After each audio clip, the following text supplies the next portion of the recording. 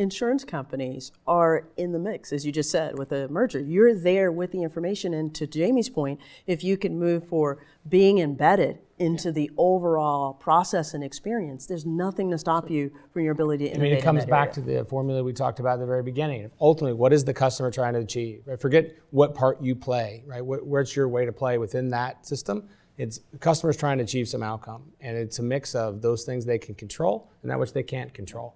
And more is being able to put in their control. Insurers have just as much a right to putting together that total solution.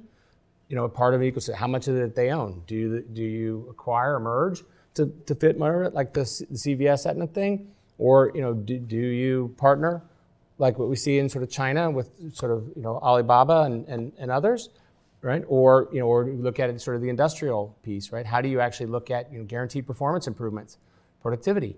And it's how do I actually improve your outcomes and your output backstopped by capital for the unexpected and the uncontrolled?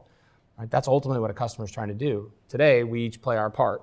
And the question is, do these merge together in a different way? And what does it mean for that to actually, for you to take advantage of that?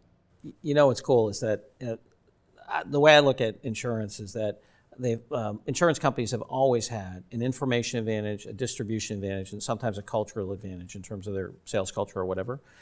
The at-scale players that could attack that information advantage or that distribution advantage have generally had better margins than the insurance companies. So a lot of people have talked about over the years, will Google go into insurance? It's like their margins are so much better. Why would they go into insurance? And so, but what's happening now with the informationalization of homes and cars and industrial products and so forth is that information layer that previously was only available to the software kind of companies is now available to the industrial companies. And guess what? The industrial companies have lousier margins than the insurance companies. So the idea of moving into that is much more appealing from a growth perspective. Now, I'm not saying that'll be easy because it's easy, as the old adage says, it's easy to grow an insurance company till the chickens come home to roost, right? So I'm not saying it's an easy process, but I think that strategically, over the next 5 to 10 years, there's going to be more and more of those industrials and of the physical companies that are now getting informationalized, giving significant thought to partner or to build or to do something to get access to that profit pool, which traditionally has belonged to the insurer.